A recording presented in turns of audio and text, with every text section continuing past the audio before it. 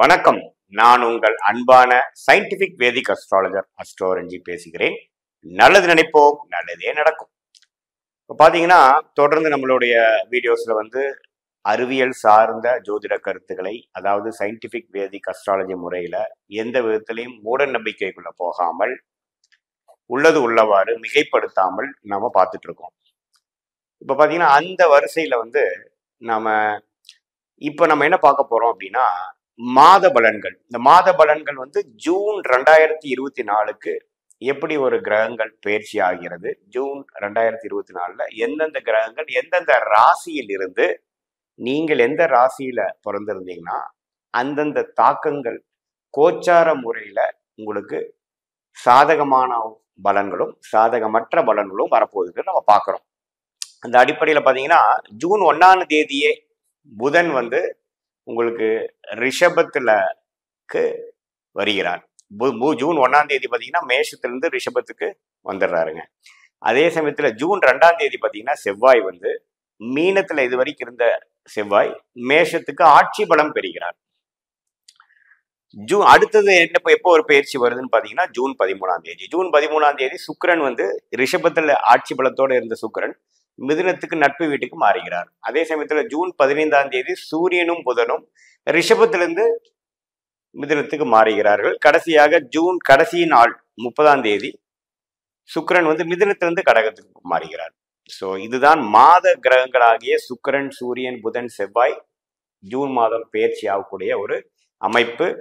குரு உங்களுக்கு நல்லா தெரியும், ரிஷபத்திலேயே நீடிச்சிருக்க போகிறார். அதே சமயத்துல மீனத்துல ராகு, கன்னியில கேது, கும்பத்துல உங்களுக்கு சனி நீடித்திருக்க போகிறார். ஆண்டு கிரகங்கள் ஆகிய குரு, ராகு, கேது, சனியில எந்த விதத்திலையும் ஒரு மாற்றங்கள் ஜூன் மாதம் முழுதும் இல்லை. மாத கிரகங்கள் தான் இருக்க போகிறது.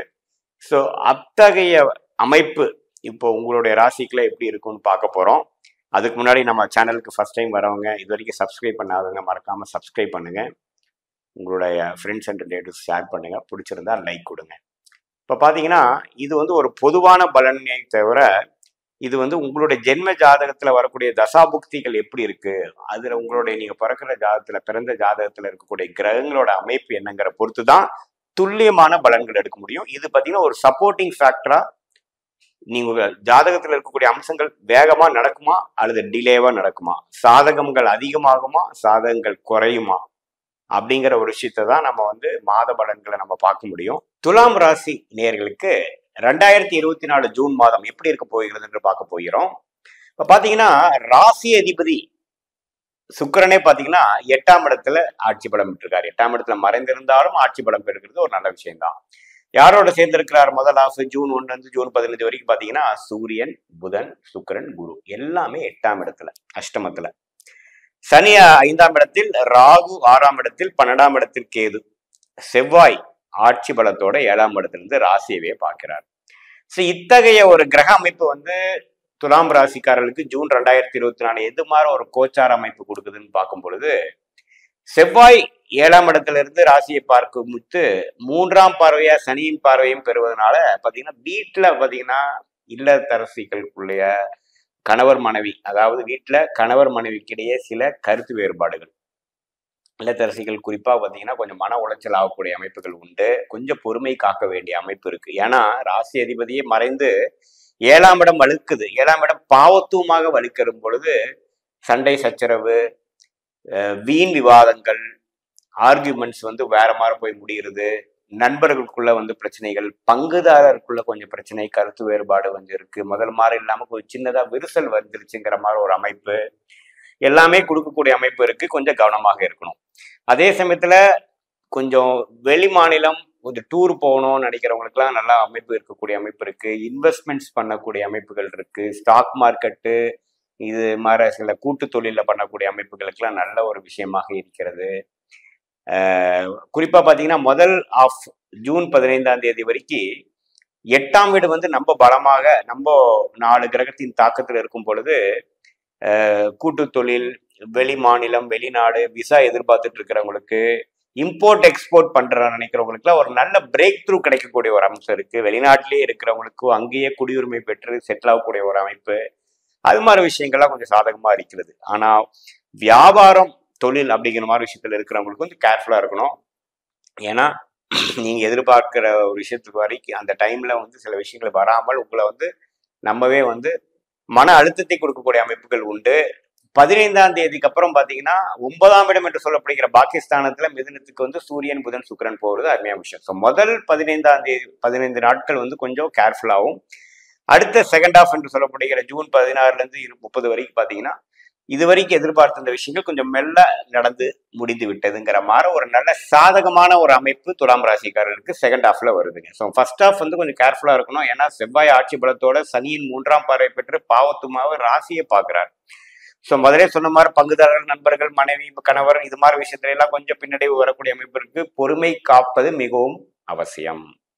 உடல்நிலையும் கொஞ்சம் பார்த்துக்கணும். அது மாதிரி விஷயங்கள் இருக்கு. அதே சமயத்துல இது மாதிரி நீங்க இடம், வீடு சம்பந்தப்பட்ட விஷயத்துல ஏதோ ஒரு சில விஷயங்கள் கொடுக்கல் வாங்கல் பண்ணக்கூடிய அமைப்புகள், விற்று இன்னொரு இடத்துல வாங்குறது, அது மாதிரி விஷயங்களை நல்லா பண்ணலாம். அதே சமயத்துல சூரியன் வந்து 8ல மறைஞ்சு 9ஆம் இடத்துக்கு போறது பாத்தீங்கன்னா லேட்டர் இந்த மந்த் வந்து நல்ல ரிசல்ட்ஸ் கொடுக்கக்கூடிய அமைப்புகள் கண்டிப்பாக இருக்கிறது. பட் என்னதான் இருந்தாலும் ராசி அதிபதி வந்து 8ஆம் இடத்துல வந்து ஆட்சி பெறுறது வந்து அவ்வளவு ஒன்றும் தவறு இல்லை.